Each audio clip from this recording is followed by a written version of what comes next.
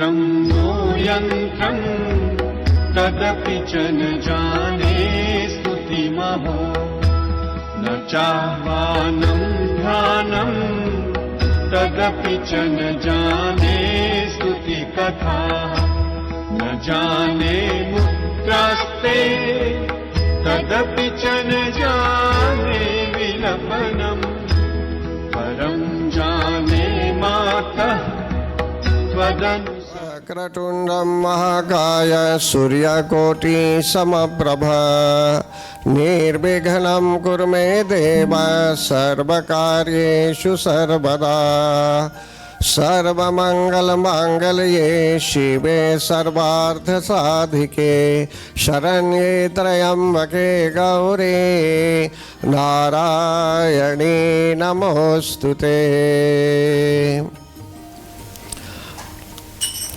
परम आदरणीय भगवान, भाग्यशाली लोगों को कथा श्रवण करने का सुअवसर प्राप्त होता है। कथा वार्ता अपने आप प्रत्येक मानव के लिए परम आवश्यक है। जैसे जो वृक्ष नदी के पास स्थित है, किसी नदी के पास अथवा किसी तालाब के पास यदि एक वृक्ष स्थित है और उसकी जड़ी यदि पानी की ओर जा रही है, तो कभी कभी लोग समझते होंगे कि उस वृक्ष को पानी की आवश्यकता नहीं होगी, कारण कि उसकी जड़ी पानी ही में है। लेकिन फिर भी भक्तगण, उस वृक्ष को भी वर्षा का जल चाहिए, कारण कि उस वृक्ष के ऊपर यदि किसी प्रकार की मलिनता चली आती है, किसी प्रकार की धूल भी यदि जम जाती होगी इस वृक्ष के पत्तों के ऊपर, तो उसको वर्षा का जल ही चाहिए, बारिश का जल ही चाहिए, मेघ का जल ही चाहिए कि जिससे वो साफ हो जाए। कारण कि जो पानी नदी में है, इसका प्रयोग किया जा सकता है फल पाने के लिए। उस पेड़ के अंदर वह पानी, जो पानी वहाँ है, उसका संचार होता है, पानी का संचार होता है, जल का संचार होता है, और हमें फल की प्राप्ति भी हो सकती है। परंतु उसके ऊपर जो मैल है, उसको साफ करने के लिए ऊपर से जल चाहिए। तो कथा वार्ता क्या है भक्तगण? चाहे हम कथा सुनते होंगे या पढ़ते भी होंगे, हमारे घर के आसपास में अगर लाइब्रेरी भी है, पुस्तकालय भी है, या तो हम पुस्तक पढ़ते हैं, लेकिन फिर भी जब कथा वार्ता के माध्यम से ज्ञान मिलता है हमें, तो समझ लीजिए हमारे मन के ऊपर या मन रूपी दर्पण पर यदि किसी प्रकार की मैल भी जम जाती है, किसी प्रकार की धूल भी जम जाती है अज्ञानता के कारण, इग्नोरेंस के कारण, तो वह दर्पण साफ हो जाता है। इसीलिए कथा वार्ता परम आवश्यक है भक्तन।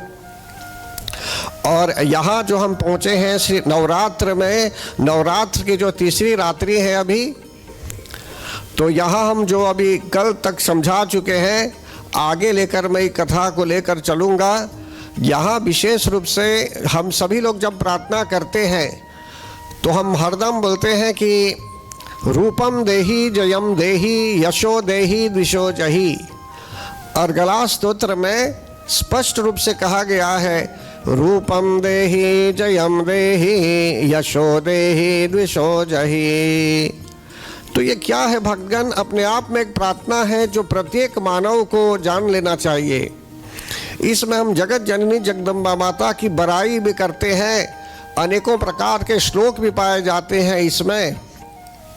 शुरू ही में तो उसमें मार्कंडेय जी कहते हैं, जयंती मंगला काली भद्रकाली कपालिनी दुर्गा क्षमा शिवा धात्री स्वाहा स्वधा नमोस्तुते। उस शक्ति को प्रणाम करते हैं मार्कंडेय जी महाराज, जिस शक्ति को हम जयंती नाम से भी संबोधित करते हैं। जिस शक्ति को हम मंगला नाम से भी संबोधित करते हैं, काली नाम से भी संबोधित करते हैं, कहीं भद्रकाली भी बोलते हैं, कपालिनी भी बोलते हैं, दुर्गा भी बोलते हैं, क्षमा भी बोलते हैं, शिवा, धात्री भी और स्वाहा भी कहते हैं उन्हें, और स्वधा भी कहते हैं। ऐसी देवी को हम प्रणाम करते हैं, इसीलिए कहा गया है नमोस्तुते। तो जब मार्कंडेय ऋषि ने इस तरह प्रणाम किया भक्तगण, तो हमारा भी कर्तव्य बनता है कि हम भी उनको इस प्रकार प्रणाम करें। जब जाएंगे उनके समक्ष पूजा के लिए मंदिर में या अपने घर के पूजा स्थल पर हम जाएंगे, पूजा गृह में यदि हम प्रवेश करेंगे, अथवा हम ऐसे ही कहीं से भी उनकी अर्चना करना चाहेंगे, तो हम क्या बोलेंगे जाकर वहाँ? तो बोलने के लिए कुछ विशेष वर्ड्स भी हैं जिसको हम प्रार्थना कहते हैं। अनेकों शब्दों में प्रार्थना होती है। कुछ प्रार्थनाएं ऐसी हैं कि मनुष्य अपनी भाषा में बोलता है, मन की भाषा से ही प्रार्थना करता है, लेकिन कहीं कहीं लिखित रूप में भी प्रार्थना है, जैसे भी प्रार्थना हुई। इसी प्रकार बोलते हैं, जयद्वं देवी चामुंडे जय भूतार्तिहारिणी जय सर्वगते देवी कालरात्रि नमोस्तुते।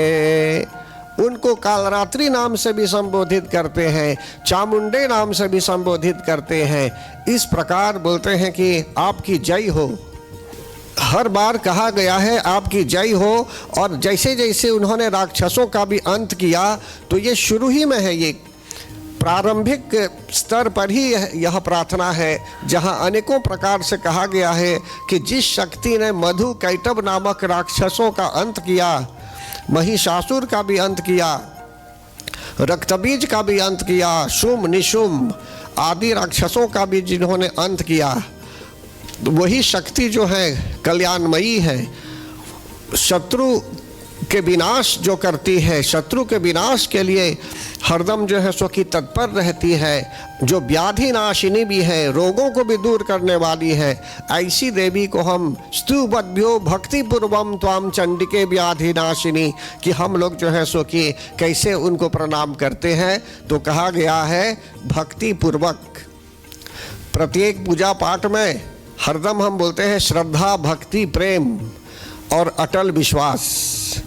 देखिए भक्तगण, श्रद्धा अपने आप में एक डिसिप्लिन है कि जब हम पूजा पाठ करेंगे तो हमें कुछ डिसिप्लिन चाहिए, वो तो सभी भक्तों में है। इसी प्रकार जो है सो कि श्रद्धा के साथ साथ यदि प्रेम भी है, प्रेम है और अटल विश्वास। अगर हम परमात्मा पर अटल विश्वास कर रहे हैं और डिसिप्लिन भी हमारे अंदर है, उन पर विश्वास है, डिसिप्लिन भी है, जिसको श्रद्धा कहते हैं, और उनकी सेवा में यदि हम संलग्न हैं, उनकी सेवा कर रहे हैं, तो धीरे धीरे प्रेम की वृद्धि होने लगती है। जो संबंध हमारा उनके साथ है, मतलब कि वो प्रेम और बढ़ने लगता है, और प्रेम के बढ़ते बढ़ते आगे चलकर अनुभव करेंगे कि एक विशेष प्रेम हो जाता है, जिसको कहते हैं भक्ति। और भक्ति 9 प्रकार की होती है। तब आप क्या करेंगे, कभी कभी भगवती माता के नामों को भी गुनगुनाने लगेंगे, कहीं भी हैं आप, कारण कि आप कीर्तन करना चाहते हैं उनके नामों का। भजनों से भी आपको लगाव हो जाएगा, आप भजन उनको सुनाना चाहेंगे उनकी प्रसन्नता के लिए, या तो जो है सो कि उनके चरित्रों को सुनना चाहेंगे, या तो उनको प्रसन्न करने के लिए आप जो है सो कि हवन संपन्न कराएंगे अपने यहाँ या मंदिर में, उनकी प्रसन्नता के लिए। कारण कि इन सब अनुष्ठानों से आपको भी प्रसन्नता होती है। दिव्यता पूर्वक आप पूजन, अर्चन, यज्ञ आदि संपन्न करें। तो इसीलिए भक्तगण यहाँ कहा गया है, स्तुवद्भ्यो भक्ति पूर्वम द्वाम चंडिके व्याधिनाशिनी रूपम देहि जयम देहि यशो देहि द्विषो जहि। तो व्याधि बोलते हैं रोगों को। व्याधि एक तो है आपको किसी प्रकार से दर्द नहीं है, या तो खून नहीं बह रहा है, कुछ ऐसा नहीं दिखेगा आपको, बस आप मन ही मन में चिंता करेंगे, उसको एक प्रकार का रोग भी कहते हैं। और एक प्रकार का जो है फिजिकल इंजरी या फिजिकल पेन भी है। तो कहने का तात्पर्य यहाँ यह है भक्तगण, ये व्याधि नाशिनी है, जगत जननी जगदम्बा माता रोगों का निदान भी कराती है, और मनुष्य जो भक्त हो जाता है एकदम वो प्रसन्न रहता है जीवन में। लेकिन प्रार्थना हम बार बार सुनेंगे, यहाँ ऋषि प्रार्थना करते हैं, मार्कंडेय ऋषि बोलते हैं रूपम देही। तो कौन सा रूप कह रहे हैं यहाँ? रूपम देही, मुझे रूप दीजिए, हमें रूप दीजिए। तो क्या हम समझ रहे हैं रूप से भगवान? एक सीक्रेट बात है ये, इसमें हमें समझना चाहिए। यहाँ नहीं बताया जा रहा है आपको कि रूप दीजिए हमें, जैसे मनुष्य अपने आप को कभी सजाता है सुंदर दिखने के लिए, ऐसा रूप नहीं कहा गया है यहाँ रूप कहा जा रहा है। देखिए भगवान, जो हमारी आइडेंटिटी है, जो सही आइडेंटिटी है, जीवन में कभी मनुष्य कहीं चला जाता होगा और वहाँ अगर कोई उसको नहीं पहचान रहा है, अगर उसके यहाँ किसी ऐसे देश में चला गया जहाँ कोई उसको पहचान नहीं रहा है, अगर उसकी आइडेंटिटी या उसका पासपोर्ट वहाँ प्रस्तुत करेगा तो लोग पहचान लेंगे कि यह व्यक्ति किस देश से आया हुआ है, उसका क्या नाम है, उसका क्या पता भी है। लेकिन मनुष्य क्या करता है संसार में भक्तगण? 84 लाख योनियों में 84 लाख योनियों में भ्रमण करते करते प्राण जो है, शरीर के अंदर जो आत्मा है, अनेकों शरीर पाते हुए मनुष्य शरीर भी प्राप्त करता है, राइट? और जो आत्मा अमर है, एक ही बार उसको शरीर नहीं मिलता, अनेकों शरीर मिलते हैं जन्म चक्र के आधार पर, by the law of Karma. तो मनुष्य इस चक्कर में, ये जो पाकू है, यह जो रास्ता है, इसमें क्या होता है, कभी अपने घर को ही भूल जाता है। बोलिए प्रेम से जगत जननी जगदम्बा माता की जय। यहाँ जो हम कहते हैं रूपम देही जयम देही, तो क्या बता रहे हैं? किस रूप की पहचान हमें करनी है? किस रूप की पहचान करनी है हमें? जो व्यक्ति घूमते घूमते अन्य देशों में घूमते घूमते, समझ लीजिए वो इतना दूर चला गया घूमते घूमते कि अपने घर ही को भूल गया, उसकी आइडेंटिटी पता नहीं कहाँ है वो।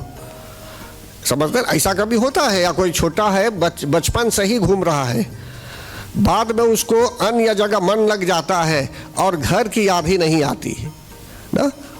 तो यही बात है, यहाँ ज्ञान की बात है ये, कि कभी जो हमारे शरीर के अंदर आत्मा है, ये कहाँ से आई हुई है? ईश्वर का अंश है ये, ईश्वर का अंश है ये, और इसको फिर उसके घर में वापस जाना चाहिए, बैक टू गॉड हेड।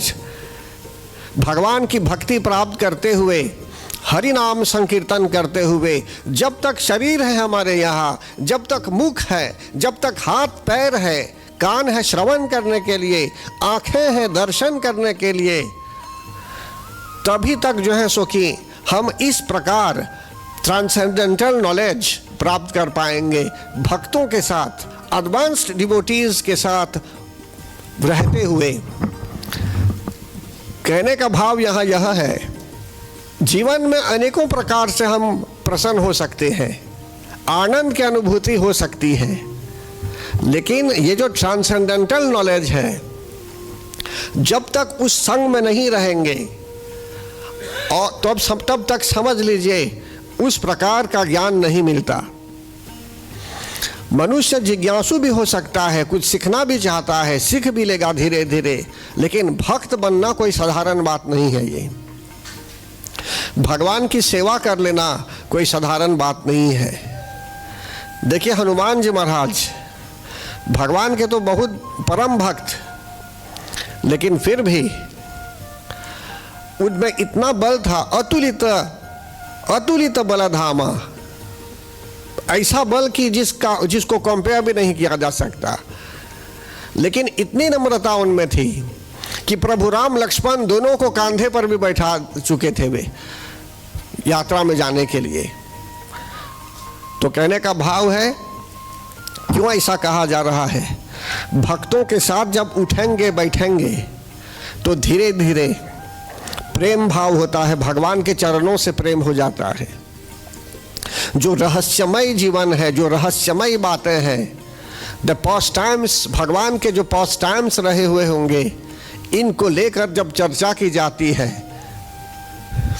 तो मनुष्य में जो है सो कि मनुष्य में एक प्रकार से जागृति हो जाती है।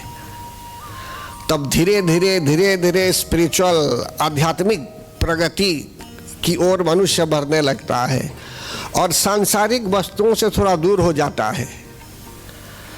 अभी रूपम पर बोल रहा हूं मैं, रूपम देही, किस रूप को हम ढूंढ रहे हैं? तो देखिए भक्तगण, ये जो आत्मा है अनेकों बार जन्म हुआ होगा, 84 लाख योनियों में भ्रमण करते करते करते जाकर हमें अभी यहाँ मानव तन मिला है। तो इस लंबे सफर में, इस लंबी यात्रा में बहुत लोग प्रभु को भूल जाते हैं कि उनकी आत्मा को फिर से उनके असली घर में जाना चाहिए। हमारा असली घर क्या है? कहाँ जाना है? Back to Godhead, back to Godhead जाना, वही असली घर है, असली धाम है हमारा, परम धाम। लेकिन मनुष्य संसार ही में कभी प्रसन्न हो जाता है, बोलता है कि वो प्रसन्न हो गया, अब प्रगति हो गई, फिनिश्ड, सब कुछ है, और क्या चाहिए? तो कहने के बात है कि ये भी एक प्रकार का इग्नोरेंस है। हरि का नाम स्मरण करते हुए मनुष्य भक्त बन सकता है। जैसे हनुमान जी महाराज की चर्चा हुई अभी, तो प्रभु राम के नाम को जप करते हुए उन्होंने पर्वत को भी उठा लिया, यहाँ तक कि समुद्र को लांघ लिया सीता माता के यहाँ जाने के लिए। तो भक्तों के लक्षण ऐसे होते हैं कि वे प्रभु के नाम का जप करते रहते हैं। तो जब हम बोलते हैं रूपम देही, कि हे माता, हे मातेश्वरी, आप ऐसी कृपा कीजिए कि हम इस शरीर के अंदर जो आत्मा है उसकी सही आइडेंटिटी को हम पहचान लें। कभी मनुष्य कन्फ्यूजन करता है, भ्रांति करता है, भ्रम में रहता है, बोलता है कि वही आत्मा और शरीर के विषय में अंतर पता नहीं चलता। मनुष्य बोलता है कि वही है, जबकि आपका जो नाम है, शरीर का नाम किसी ने दिया है आपको, लेकिन शरीर के अंदर जो आत्मा आई थी, जब जन्म हुआ आपका, तो कोई नाम नहीं था शरीर का, समझते हैं ना? आप अनामी थे, कोई नाम नहीं था, लेकिन बाद में इस शरीर को नाम दिया गया।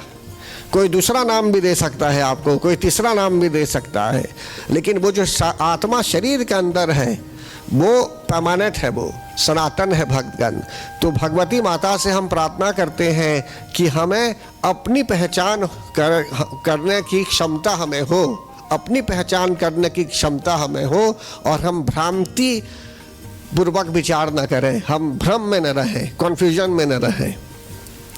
उनसे निवेदन करते हैं कि उस कन्फ्यूजन को दूर कर दें, उस भ्रांत धारणा को भी दूर कर दें। इसीलिए कहा गया है रूपम देही, हमारा रूप क्या है, हमारी आइडेंटिटी क्या है, हे माता हमें हमारी आइडेंटिटी बताइए। तब धीरे धीरे जब मनुष्य विचार करने लगता है, तब उसको ज्ञान होता है कि संसार क्षण भंगुर है, ये कुछ ही दिनों के लिए है, और हम सब एक जहाज में हैं अभी। फिर आगे यहाँ बता रहे हैं कि हमें दूर और जाना है, हमें निज धर्म पर चलना बताती रोज रामायण, सदा शुभ आचरण करना सिखाती रोज रामायण।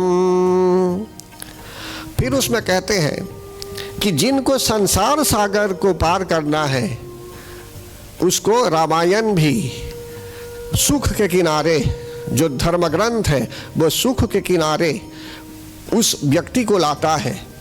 इसी प्रकार यहाँ भी जो है सो कि जगत जननी जगदम्बा माता नवरात्र के समय भक्तों को जागृत कराती है और हमको ज्ञान प्राप्त होता है। देखिए आगे यहाँ कहते हैं जयम देहि। जय किसे कहते हैं? जय बोलते हैं विक्ट्वा को, राइट, विक्ट्री को। आप सफल हो जाएंगे। तो आप किस प्रकार से जय चाहिए कि आपका जीवन सफल हो, अपने प्रोजेक्ट्स में भी आप सफल हो, और हमारे शरीर के अंदर जो शत्रु आदि हैं इनसे भी हमें बचने का उपाय हो, समझते हैं ना। तो जय प्राप्त करें हम। काम, क्रोध, लोभ, मोह, अहंकार आदि जितने दुर्गुण हमारे अंदर भी हो सकते हैं, या तो समाज में भी जितने दुर्गुण हो सकते हैं, झगड़ा, दंगा फसाद, कॉन्फ्यूजन्स, डिस्कशंस, आर्ग्यूमेंट्स, समझते हैं ना, अपने आप में ये एक प्रॉब्लम है। तो हमको सब से पार होना चाहिए और आगे जाना चाहिए। इसीलिए कहते हैं कि जिन्हें संसार सागर से पार जाना है, हो सकता है बहुत लोगों की इच्छा नहीं है संसार सागर से पार होने के लिए, इसलिए कहा गया है जिन्हें संसार सागर से उतर कर पार जाना है, उन्हें सुख के किनारे पर लगाती रोज रामायण। निसंदेह संसार में दुख भी है, सुख भी है, पाप भी है, पुण्य भी है, दिन भी है, रात भी है, साधु भी है, असाधु भी है, सब कुछ है संसार में। सभी लोग भक्त नहीं बनेंगे और सभी लोग अभक्त भी नहीं बनेंगे, सभी लोग साधु नहीं बनेंगे और सभी लोग असाधु भी नहीं बनेंगे। मिक्स्ड एबिलिटीज है, सब कुछ है संसार में। इसीलिए कहा गया जिन्हें संसार सागर से पार होना है, जिनको ऐसा ज्ञान मिल गया, तो जगत जननी जगदम्बा माता की कृपा से श्रवण करने वाले लोगों में ज्ञान उत्पन्न हो जाता है और वे चिंता करने लगते हैं, चिंतित हो जाते हैं, ललायित हो जाते हैं, उत्सुक हो जाते हैं और कुछ सीखने के लिए और कुछ जानने के लिए।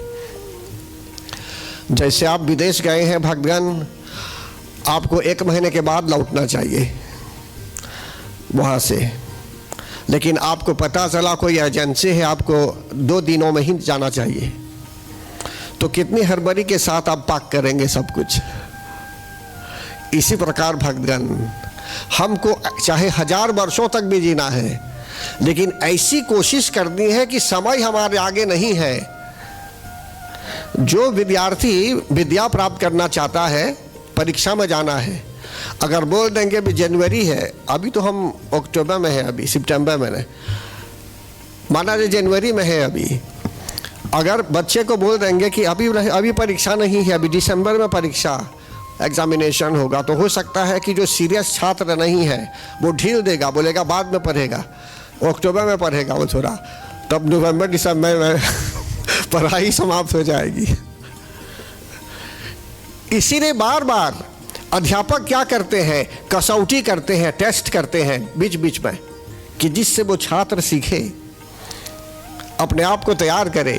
इसी प्रकार भक्तगण यहाँ बताया जाता है कि जो भगवान के भक्त होते हैं, वो उनको ऐसा नहीं सोचना चाहिए कि हरदम रहेंगे और 1000 वर्षों तक, 100 वर्षों तक। सोचना चाहिए कि हर एक दिन जो हमारे यहाँ है आवश्यक है और हमको और कुछ करना है अभी जीवन में। प्रभु का नाम हमने नहीं लिया तो लेना चाहिए। और देखिए इसमें कहते हैं जयम देहि, कि हे मातेश्वरी हमें जय दीजिए। और अच्छे कामों के लिए यदि प्रसिद्ध करना है, प्रसिद्ध बनाना है, तो यश बोलते हैं उसको। जिसको फेमस बनना है वो फेमस बना देती है, जिसको फेमस बनाना है वो स्वयं बना देगी, लेकिन नोटोरियस नहीं बनना चाहिए। बुरे कामों के लिए मनुष्य को प्रसिद्ध नहीं होना चाहिए। इसलिए यहाँ कहते हैं रूपम देहि जयम देहि यशो देहि दिशो जहि।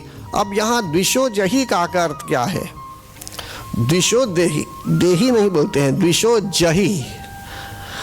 द्विशो मतलब कि जो हमारे शत्रु हैं, जैसे मैंने अभी कहा आपको, काम, क्रोध, लोभ, मोह, ममता, अहंकार, जो दबा रहे हैं हमें संसार में,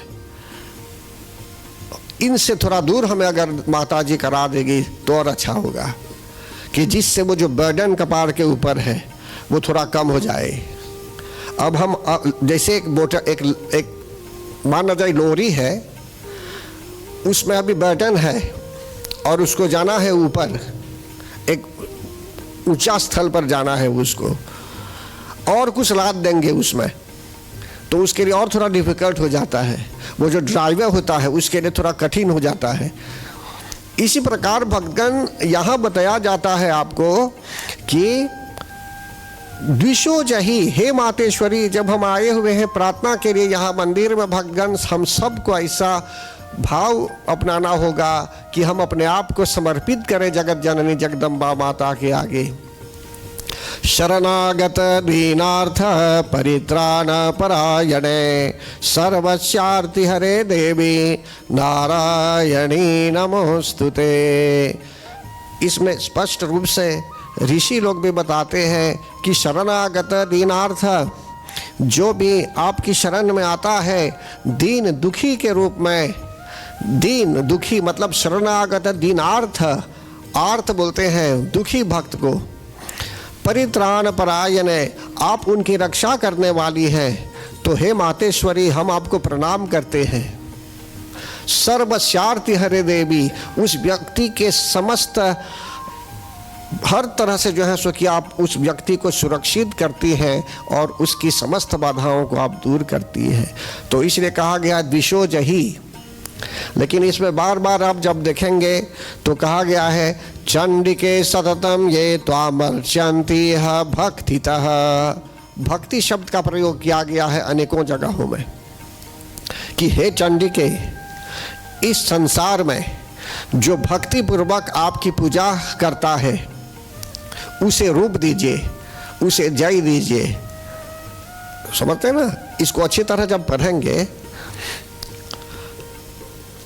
स्पष्ट है, इसमें मार्कंडेय ऋषि कहते हैं चंडिके सततम ये त्वामर्चन्ति भक्तितः, कि जो भक्ति पूर्वक आपकी अर्चना कर रहा है तो उसकी पर कृपा दृष्टि बनाए रखिए कि जिससे उसे रूप की प्राप्ति हो, जय की प्राप्ति हो, यश भी प्राप्त हो उसे, और उसके दुश्मन आदि शत्रु काम क्रोध आदि या किसी तरह से आप परिस्थिति में फंसे हुए हैं तो उससे भी आपका कल्याण हो। फिर कहते हैं देहि सौभाग्यम आरोग्यम देहि में परमं सुखम रूपम देहि जयम देहि यशो देहि दिशो जहि। मांगते हैं उनसे, बोलते हैं कि हे मातेश्वरी भाग्य उदय कराइए, रोग दूर कीजिए, आरोग्य दीजिए, आरोग्यता दीजिए, सुख चाहिए तो सुख भी मांग सकते हैं उनसे, और मेरे काम क्रोध आदि जितने शत्रु हैं इनको दूर कीजिए। तो यह प्रार्थना जो है, जो मानव इसको सीख लेता है और अपने आप कभी बैठे हुए प्रार्थना करता है तो बार बार बोलता है वो रूपम देहि जयम देहि यशो देहि दिशो जहि। और मेरे विचार अनुसार यह जो वाक्य है, यह जो प्रार्थना है बहुत सरल है, बहुत सहज है, सभी लोग बोल सकते हैं। रूपम देहि जयम देहि यशो देहि दिशो जहि। बोलते हैं कि विधेहि देवी कल्याणम। आप क्या समझ रहे हैं इससे? अभी विधेहि देवी कल्याणम विधेहि परमाम श्रियम, क्या समझे? लेकिन आंख मूंद मूंद कर बोलेंगे, समझते ना? तो इसलिए कहा गया है ये कथा जरूरी है कि कथा के माध्यम से ज्ञान मिलता है। बोलते हैं विधेहि देवी कल्याणम, कि हे देवी आप मेरा कल्याण कीजिए, और विधेहि परमाम श्रियम, मुझे उत्तम संपत्ति प्रदान कराइए, रूप दीजिए, जय दीजिए, यश दीजिए आदि आदि। सुरा सुरा शिरो रत्ना निघृष्ट चरणे अंबिके रूपम देहि जयम देहि यशो देहि दिशो जहि। विद्यावंतम यशस्वंतम लक्ष्मीवंतम जनम कुरु रूपम देहि जयम देहि यशो देहि दिशो जहि। उनसे प्रार्थना करते हैं कि मुझे विद्या दीजिए और यशस्वी बनाइए और विशेष रूप से आगे प्रार्थना करते हैं कि प्रचंड दैतर्पग्ने चंडिके प्रणताय मे रूपम देहि जयम देहि यशो देहि दिशो जहि। जो आप शत्रुओं का अंत करने वाली हैं, प्रचंड शत्रुओं का जो आप अंत करने वाली हैं, उनका दलन करने वाली हैं आप, हे चंडिके आप मुझे शरण दीजिए, आप मुझे शरण दीजिए।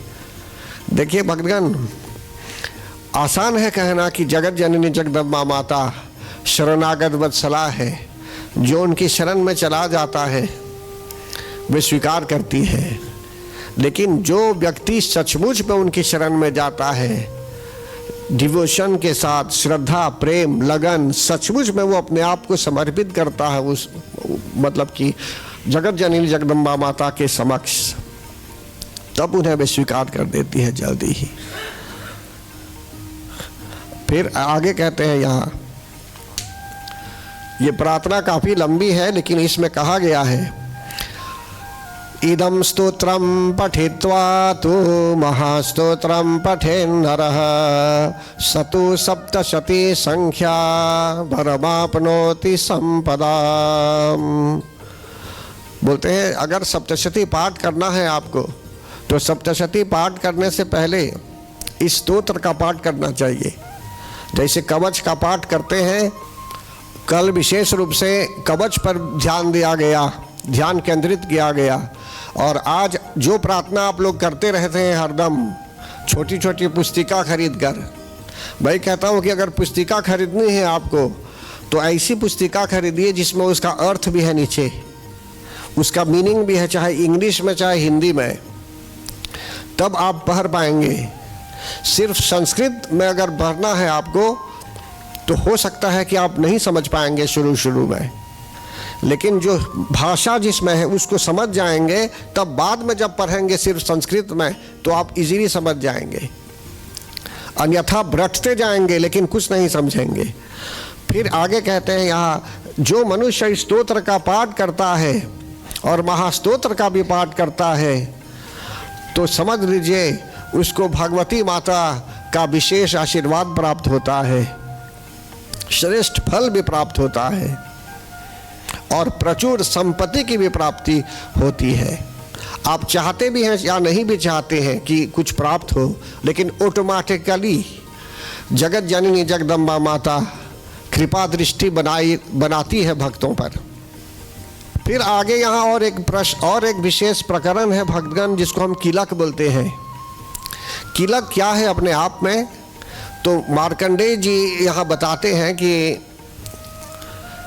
जो बहुत भक्त ऐसे हैं जो सप्तशती पाठ के अलावा अन्य मंत्रों का जप करते हैं, तो एक बार देवताओं ने भगवान शिव से प्रश्न पूछा कि श्री दुर्गा सप्तशती में 700 श्लोक हैं और वो भी कठिन संस्कृत में है, उतने आसान संस्कृत में नहीं है, वैदिक संस्कृत भी है ये। कहीं कहीं अन्य लोग जो संस्कृत भाषी नहीं है, मतलब कि इन शब्दों को सही रूप में उच्चारण नहीं कर पाएंगे, लेकिन कुछ लोग कर पाएंगे भी।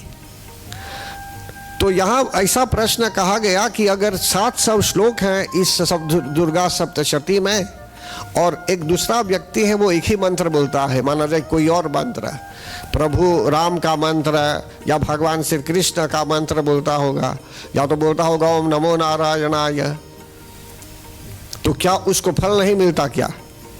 देवताओं ने प्रश्न पूछा। तो उस समय शिवजी बताते हैं कि जो सप्तशती है भक्तगण, श्री दुर्गा सप्तशती और अन्य जो मंत्र है, दोनों मंत्रों से, दोनों प्रकार के मंत्रों से भक्तों का लाभ अवश्य होता है, लेकिन एक अंतर है। कौन सा अंतर है? इसमें स्पष्ट रूप से बताते हैं, शिवजी बताते हैं कि जो अन्य मंत्र होते हैं, मंत्र जाप से जो पुण्य मिलता है वह पुण्य क्षय हो जाता है कभी। उदाहरण के रूप में एक आम का पेड़ है, यदि उसमें समझ लीजिए 10 फल हैं, आम के 10 फल हैं। एक फल को आप तोड़े हैं, अभी आपने एक फल तोड़ा तो कितने बचेंगे? 9, और 9 तोड़ देंगे तो कुछ नहीं बचेगा। इसी प्रकार सप्तशती के अलावा जो अन्य मंत्र है, इन मंत्रों के जप के बाद जो पुण्य होता है आपको, जो उसका अच्छा कॉन्सिक्वेंस मिलता है, रिजल्ट मिलता है, जो आउटपुट होता है, कुछ दिनों में उसका क्षय हो जाता है। जितना कंज्यूम करेंगे उसमें से, जैसे आपने बैंक बैलेंस रखा है, आप थोड़ा थोड़ा निकालेंगे, कभी कभी बैलेंस भी नहीं चेक करेंगे, बोलेंगे अभी चेक करेंगे, आपको शौक लग जाएगा कितना आपने निकाला है उसमें से, इसलिए कभी चेक ही नहीं करेंगे। आप जानते हैं कि निकाल रहे हैं उसमें से, लेकिन कभी कभी आप देखना नहीं चाहेंगे बैलेंस को, ऐसा लगेगा कि आपने सब फिनिश कर दिया। कहने का भाव है कि पुण्य जो हम करते हैं, जो सत्कर्म करते हैं, अन्य मंत्रों के माध्यम से भगवान पुण्य क्षय हो जाता है, लेकिन फिर बाद में जो फल आप तोड़ चुके हैं, 10 फलों को आप तोड़ चुके हैं, अचानक फल तो नहीं आते हैं उसमें, उसी डाली में फिर फल कहाँ आएगा? अन्य फल मिल सकते हैं आपको अन्य डालियों में, लेकिन जहाँ तोड़ चुके हैं आप, अब दूसरे सीजन में वहाँ फल आ सकता है। लेकिन श्री दुर्गा सप्तशती के मंत्रों में इतनी क्षमता है कि जैसे 10 फल यदि है, एक को तोड़ेंगे तो अपने आप एक फल हो जाता है वहां पर। 10 फलों को तोड़ेंगे तो 10 फल फिर से चले आएंगे। मतलब कि पुण्य कभी समाप्त नहीं होता। श्री दुर्गा सप्तशती जो है हमारे लिए, आप हजारों बार भी पढ़ेंगे तो पुण्य आपका बढ़ता जाता है, बढ़ता जाता है, वो कभी क्षय नहीं होता, कभी जीरो नहीं होता है वो बैलेंस। शिवजी ने कहा कि यही एक अंतर है इसमें, और उन्होंने यह भी स्पष्ट किया, कीलक में इसका अच्छा वर्णन आता है कि विशेष रूप से जो व्यक्ति अन्य मंत्रों का प्रयोग करता है, उसको भी चाहिए कि वो श्री दुर्गा सप्तशती का आनंद लें, समझे, इसको पढ़ें, ज्ञान प्राप्त करें जब तक प्राण है शरीर में। और जो लोग श्री दुर्गा सप्तशती के माध्यम से पूजा कर रहे हैं, ये भी स्वतंत्र है, अन्य मंत्रों का प्रयोग भी कर सकते हैं। लेकिन जो व्यक्ति श्री दुर्गा सप्तशती का मंत्र करता है, तो भी उसके लिए पूरी तरह से सुरक्षा है।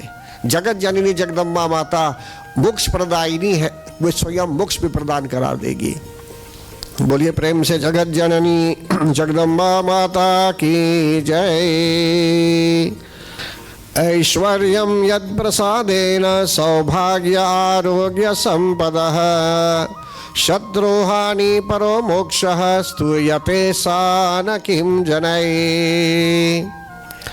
और इस प्रकार जो है सो कि जगत जननी जगदम्बा माता के आशीर्वाद से ऐश्वर्य, सौभाग्य, आरोग्यता, संपत्ति सब मनुष्य प्राप्त करता है, और मोक्ष की भी सिद्धि हो जाती है, मोक्ष पद भी प्राप्त कर लेता है। तो परम आदरणीय भक्तगण, अभी जो विशेष रूप से मैंने आपको बताया, आवश्यक बातें हैं ये, कारण कि सभी लोग कवच, अर्गला, कीलक का पाठ सुनना पसंद करते हैं, लेकिन समझना भी जरूरी है। लेकिन एक और बात इसमें आवश्यक है, जिसको बोलते हैं वेदोक्तम रात्रि सुक्तम। यहाँ स्वयं जगत जननी जगदम्बा माता के विषय में बताया गया है। ओम रात्रि व्यखदायते पुरुत्रा देव्यक्षभिः विश्वा अधिश्रियो अधीता ओर्वप्रा अमर्त्या निबतो देव्युद्वतः ज्योतिका बाधते तमः। कि जगत जननी जगदम्बा माता हर तरह से जो है सो कि अंधकार को दूर कर देती है। हमारे जीवन में यदि किसी प्रकार का अंधकार भी है तो उस अंधकार को दूर कर देती है, प्रकाश लाती है जीवन में। अविद्या को दूर कर देती हैं वे, और खास करके जो है सो कि मोक्षदायिनी है ये, और सुख पूर्वक मनुष्य जीवन व्यतीत भी कर सकता है उनके आशीर्वाद से। और आगे यहाँ कहते हैं कि शत्रुओं से भी हमको किसी प्रकार से हानि नहीं हो सकती, और उनकी कृपा से काम आदि शत्रुओं को मनुष्य जीत लेता है इस संसार में।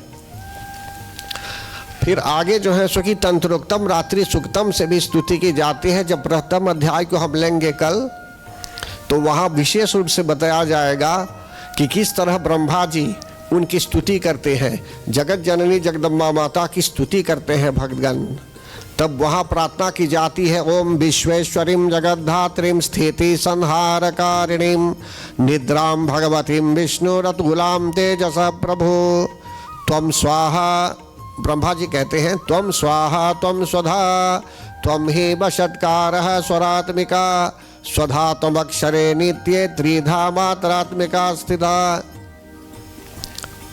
तंत्रोक्तम रात्रि सुक्तम है ये, इनसे उनकी स्तुति भी की जाती है।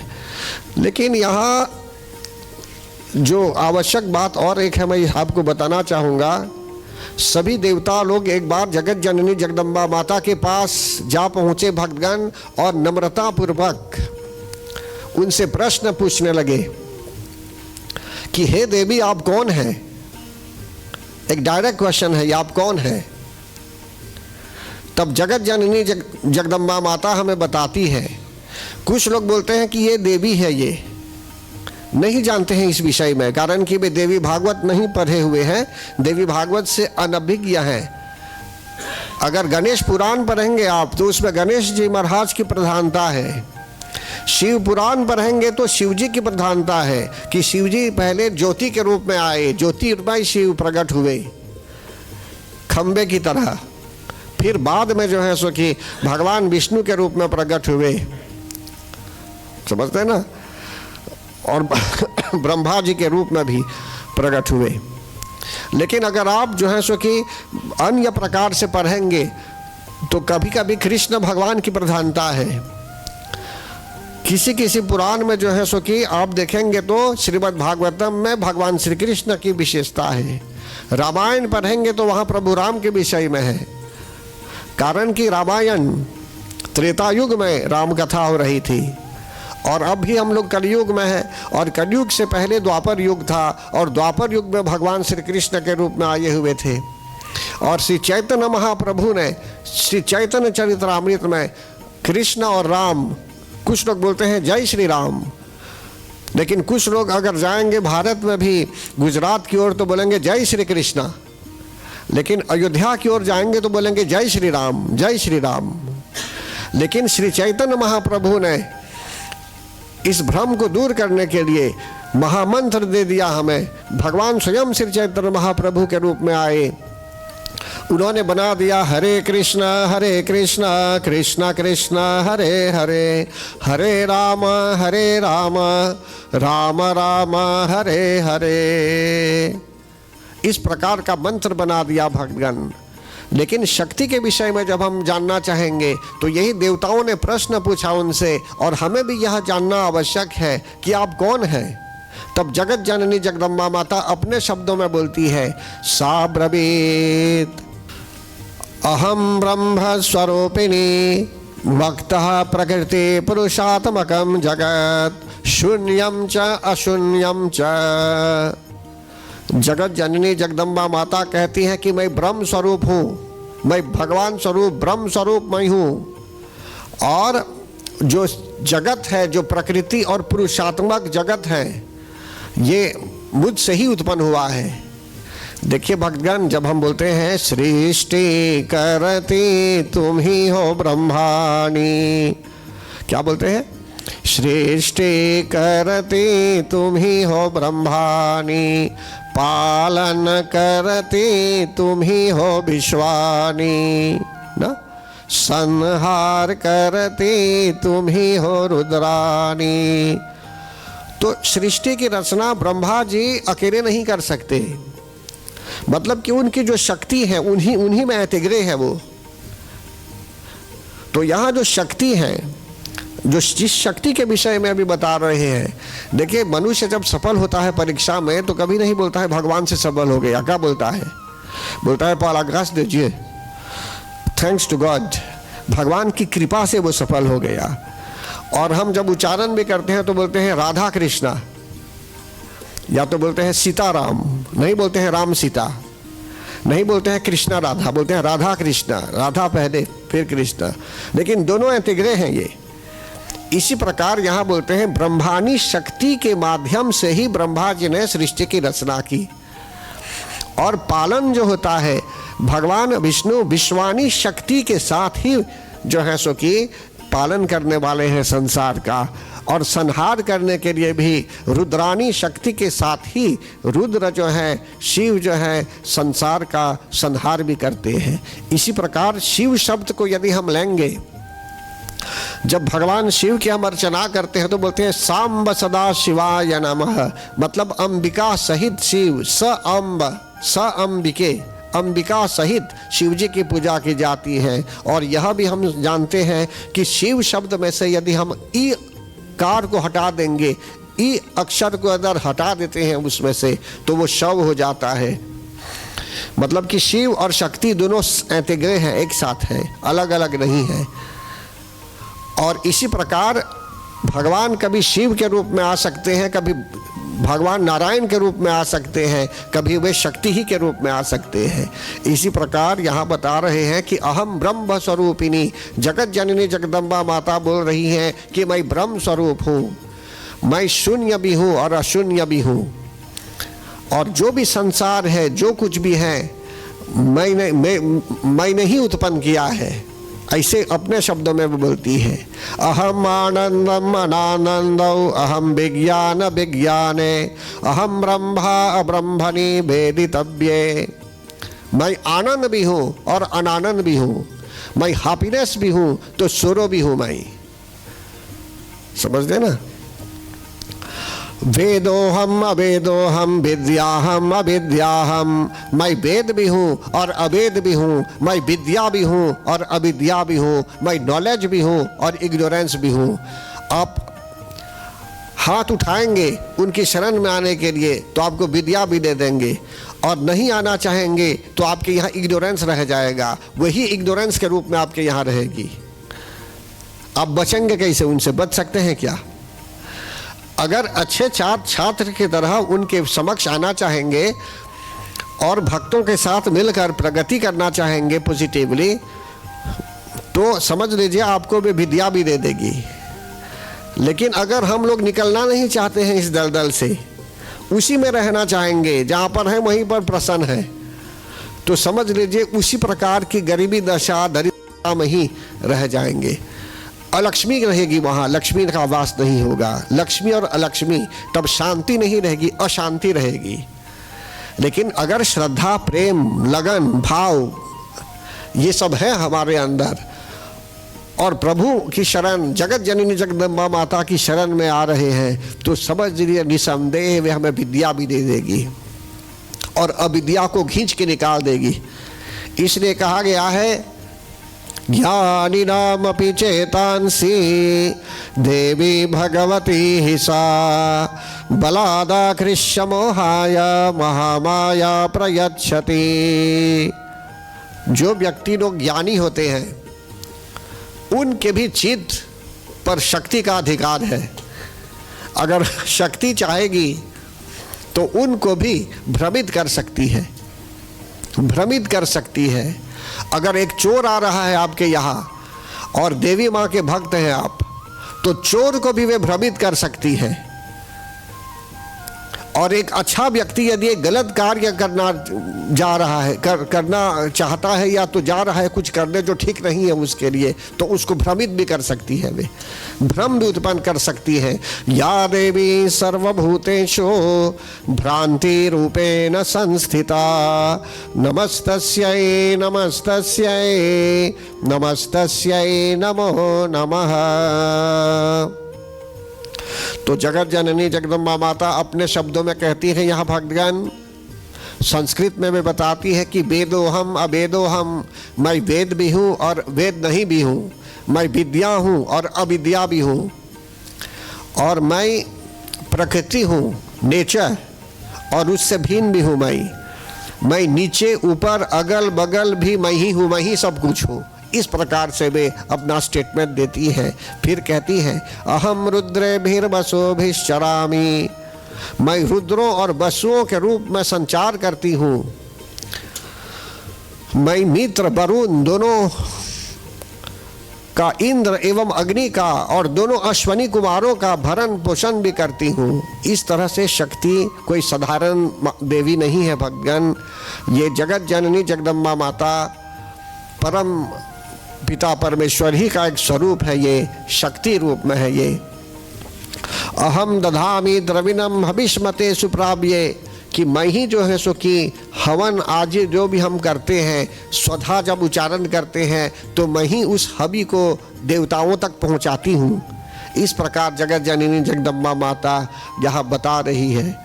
फिर देवता लोग बोलते हैं ते देवा अब्रुवन नमो देव्यै महादेव्यै शिवायै सततम नमः नमः प्रकृत्यै भद्रायै नियताः प्रणतास्मताम्। तब देवता लोग बोलते हैं कि देवी को नमस्कार है, बोलते हैं कि बड़े बड़ों को अपने अपने कर्तव्यों में प्रवृत्त कराने वाली वे है, कल्याणकर्त्री है वे, कल्याण कराने वाली है वे।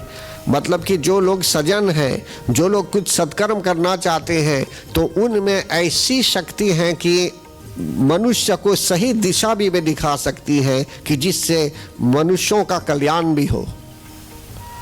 अगर आप माना जाए एक मोटर जो है उसका ब्रेकडाउन हो गया है कहीं, आप उसको निकाल नहीं पाएंगे वहाँ से, तो उसके लिए विशेष मशीन है, टोइंग मशीन, उसको लेकर जा सकते हैं जहाँ आप भेजाना चाहेंगे किसी मैकेनिक के यहाँ, तो वो मशीन ले जा सकता है।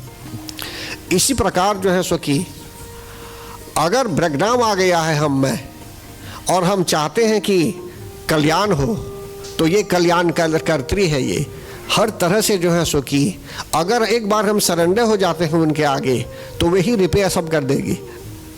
इस प्रकार यहाँ मैं नहीं बोलता हूँ, स्वयं यहाँ प्रार्थना में है जो अभी बताया गया एक साथ। फिर आगे यहाँ बोलते हैं कि महालक्ष्म्यै च विद्महे सर्वशक्त्यै च धीमहि तन्नो देवी प्रचोदयात्। तब देवता लोग महालक्ष्मी देवी को प्रणाम करते हैं, जो सर्वशक्ति रूपिणी है, उनका ध्यान करते हैं। ध्यान में वे प्रवृत्त हो जाते हैं। और बहुत से शब्द हैं जिन शब्दों का प्रयोग देवताओं ने किया, लेकिन हमारे लिए यह जानना आवश्यक है भक्तगण कि जगत जननी जगदम्बा माता हर तरह से कल्याण करने वाली है। और यहाँ फिर जो है सो कि बोलते हैं एषा आत्मशक्ति ही एषा विश्वमोहिनी, कि यह परमात्मा की शक्ति है ये, और विश्वमोहिनी है ये। जगत जननी जगदम्बा माता जो है पूरे विश्व को मोहित कर सकती है, मोहिनी है ये। नमस्ते अस्तु भगवती मातरस्मान् पाहि सर्वतः, कि आप हमारी रक्षा कीजिए, हम आपको प्रणाम करते हैं। बोलते हैं कि पापापहारिणीं देवीं भुक्ति मुक्ति प्रदायिनीं अनंतां विजयां शुद्धां शरण्यां शिवदां शुभां, कि हर तरह से जो पाप कर्म हम कर भी चुके होंगे पहले, तो पाप कर्मों के फलों को वे नष्ट भी कर सकती है। महाभय को विनाश करने वाली है वे। नमामि त्वां महादेवीं महाभय विनाशिनीं महादुर्गा प्रशमनीं महाकारुण्य रूपिणीं। तो जगत जननी जगदम्बा माता भक्तगण महाभय का नाश करने वाली है, महासंकट को शांत करने वाली है वे, और करुणा करने वाली है वे। खास करके जो है सो कि ऐसी महादेवी को जब देवताओं ने नमन किया, प्रणाम किया, तो हम लोग जब प्रार्थना करते हैं, पूजा अर्चना करते हैं, तो क्यों हम उनको जो है सो कि इस दृष्टि से नहीं देखते, प्रणाम करते हैं, लेकिन इन बातों को भी सोचना चाहिए कि हे मातेश्वरी, हम आपकी शरण में आए हुए हैं।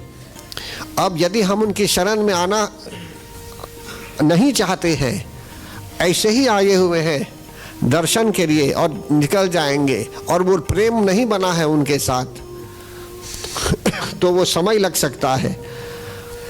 लेकिन धीरे धीरे धीरे धीरे जब उठेंगे बैठेंगे भक्तों के साथ, तो एक स्पेशल संबंध बन जाता है वो उनके साथ। फिर कहते हैं यहाँ 10 बारम पठेत यस्तु सद्य पापै प्रमुच्यते महादुर्गानि तरति महादेव्याः प्रसादतः, कि जो इस अथर्वशीर्ष का पाठ करता है, और वो भी श्री दुर्गा सप्तशती के पाठ से पहले, तो समझ लीजिए हर तरह से जो है सो कि पापों से अपने भक्तों को मुक्त करा देती है। बोल मन मेरे जय जगदम्बे, बोल मन मेरे, बोल मन मेरे जय जगदम्बे, बोल मन मेरे जय जगदम्बे, बोल मन मेरे जय जगदम्बे, बोल मन मेरे जय जगदम्बे, श्री श्री करनी तुम्ही हो हमारी, श्री श्री करनी तुम्ही हो हमारी, पालन करनी तुम्ही हो निशानी, पालन करनी तुम्ही हो निशानी, संहार करनी तुम्ही हो निशानी, संहार करनी तुम्ही हो निशानी, हम तेरे चरण में बस जाए धुल मन से, हम तेरे चरण में बस जाए धुल मन से। जगत जननी जगदम्बा माता कहीं स्वयं अपने शब्दों में कहती है, एभिस्तवैश्च मां नित्यं स्तोष्यते यः समाहितः, तस्यां सकलां बाधां नाशयिष्याम संशयम्।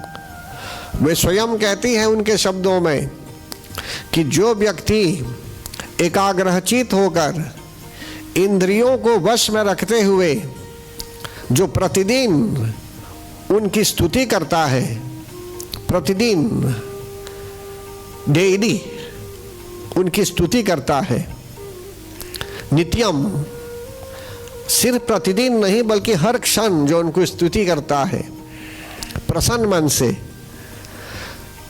तस्याम सकलाम बाधाम नाशयिष्याम संशयम, तो निसंदेह, डेफिनेटली, विदाउट फेल, उस भक्त की समस्त बाधाओं को वे स्वयं दूर कर देती है। उनका पर्सनल इंटरवेंशन होता है इसमें, समझते हैं ना। अगर आप में वो श्रद्धा है, वो लगन है, वो प्रेम है, उन पर विश्वास है, तो समझ लीजिए हर क्षण यदि आप उनका स्मरण भी कर रहे हैं, तो जगत जननी जगदम्बा माता ने उनके शब्दों में बताया है, तस्याम, उन्होंने ही स्वयं उनके शब्दों में यहाँ बताया है, तस्याम सकलाम बाधाम, एक ऐसी बाधा नहीं है कि जिसको वे दूर नहीं कर सकती, समस्त बाधाओं को दूर कर सकती है। तो इसीलिए भक्तों को चाहिए कि जगत जननी जगदम्बा माता को साथ लेते हुए अपने विचारों में, अपने मन में, अपने कार्य क्षेत्र में उनको साथ लेते हुए कुछ करना चाहिए। अगर सफल हो रहे हैं कहीं तो कभी मत सोचे कि हम सफल हो गए, बोलिए उनकी कृपा से सफल हो रहे हैं, उनको आगे लाना चाहिए। अगर बोलेंगे मैंने ऐसा कर दिया तो अहंकार आ जाएगा।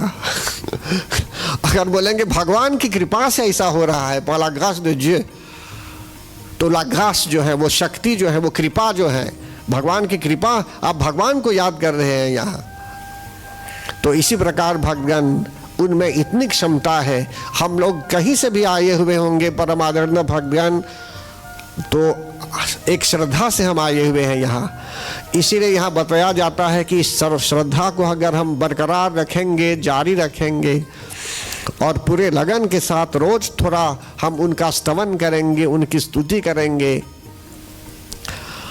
उनके 108 नामों का भी जप हो सके तो कर लेंगे, 32 नामों का भी जप यदि करना चाहेंगे पढ़ लेंगे थोड़ा बैठे बैठे, या तो 7 श्लोक जो है सप्तश्लोकी दुर्गा ये भी पढ़ लेंगे, अथवा जो है सो कि अगर हवन पूजन अर्चन हो रहा है तो उसमें भी आपने थोड़ा भाग ले लिया, तो समझ लीजिए धीरे धीरे वे समस्त बाधाओं को दूर कर देती है। मधु कैटभनाशं च महिषासुरघातनं कीर्तशिष्यन्ति तद्वधं शुंभ निशुंभयोः। अब उन्होंने राक्षसों का जो अंत किया, अभी बाद में अभी तो पूरा समय है समझाने के लिए, शुरू से अंत तक जो भी इसमें है अध्याय, हर एक अध्याय को लिया जाएगा, आपको पता चलेगा कि उन्होंने मधु कैटभ का भी अंत कर दिया, अन्य राक्षसों का भी वध किया। तो जो मनुष्य इन चरित्रों को सुनता है, पढ़ता है कि किस तरह जगत जननी जगदम्बा माता ने इन राक्षसों का वध कर दिया, तो भी उनको प्रसन्नता होती है। जगत जननी जगदम्बा माता को प्रसन्नता होती है कि कोई भक्त है जो उनकी ग्लोरीज को गा रहा है। अब बोलेंगे बार बार उसमें यही बात है कि राक्षसों का वध हो गया, देवी ने ऐसा किया वैसा किया, कोई बात नहीं, उसी को फिर पढ़िए आप, कारण कि ये धर्म ग्रंथ है और उनको सुनाइए, उनको सुनाना चाहिए। अपने घर में है आप, अगर पुरोहित भी नहीं है पाठ सुनाने के लिए, आप स्वयं सुना रही है उनको, तो उनको सुनाइए, वही आपके सामने बैठ जाएगी सुनने के लिए, यजमान के रूप में वही रहेगी, वही सुनेगी पाठ और उन्हीं को सुनाना चाहिए। फिर आगे यहाँ बोलते हैं कीर्तयन्सि तद्वधं शुंभ निशुंभयोः। किस तरह देवी ने शुंभ निशुंभ नामक राक्षस का वध किया, इस प्रकार का प्रसंग जो मनुष्य करता है, सुनता है, पाठ करता है, वो भी अष्टम्यां च चतुर्दश्यां नवम्यां चैकचेतसः श्रोष्यन्ति चैव ये भक्त्या मम महात्म्यमुक्तमम्। अगर पढ़ नहीं पाएंगे तो किसी से पढ़ा लीजिए उसको, आप सुनिए बस, श्रवण यदि कर लेंगे आप, वो भी कहते हैं अष्टमी चतुर्दशी नवमी रोज तो पढ़ना है, लेकिन अष्टमी नवमी चतुर्दशी इन तिथियों में कुछ विशेष प्रार्थना भी कीजिए। श्रवण करना है तो बोलते हैं भक्त्या मम महात्म्यम मुक्तमम्, भक्ति से उनके महात्म्यों को श्रवण कीजिए। देखिए धीरे धीरे महात्म्य का लोप हो रहा है, ये धीरे धीरे महात्म्य का लोप हो रहा है। मतलब कि जो सुनना है नहीं सुनते हैं, जो कहा गया है इसमें, इससे वंचित हो जाते हैं। लेकिन यहाँ भगवान की कृपा से आप तक आ रहा है यह ज्ञान जो इसमें वर्णित है।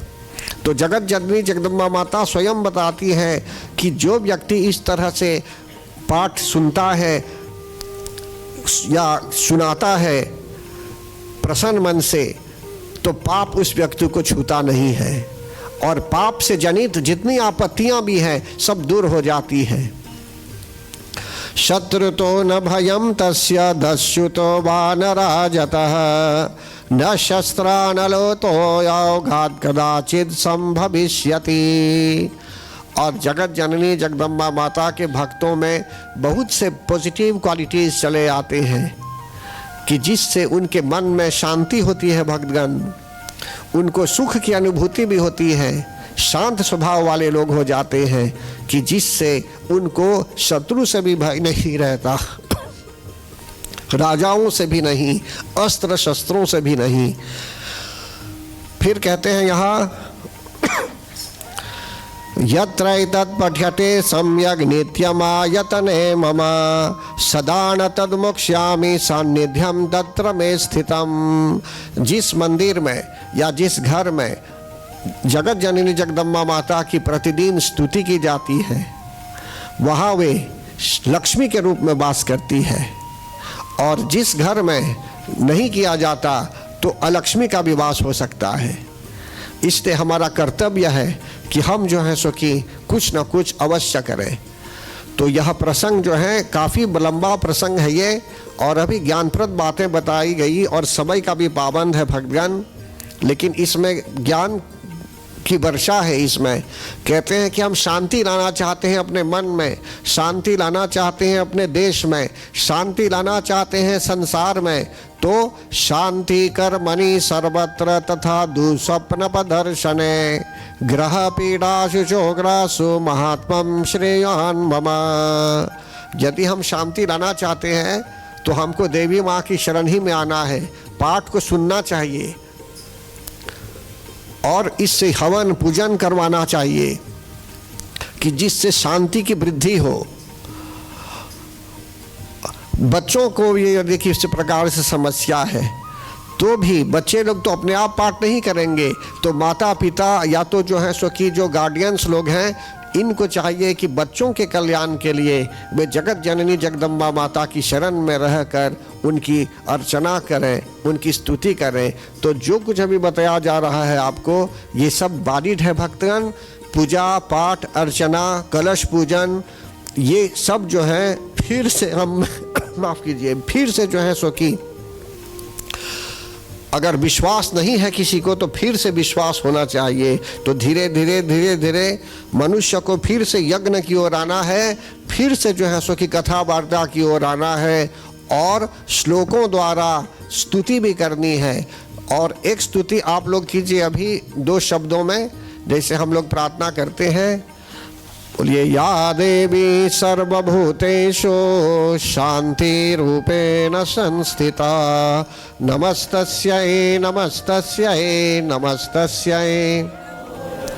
या देवी सर्वभूतेषु शांति रूपेण संस्थिता नमस्तस्यै नमस्तस्यै नमस्तस्यै नमो नमः।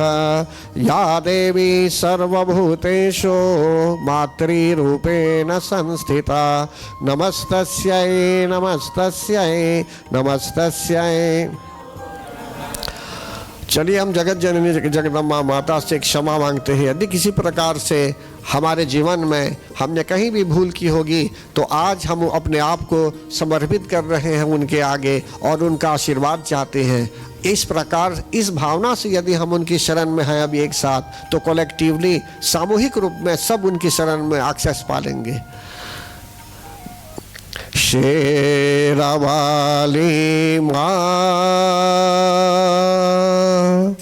दया करो हे माँ,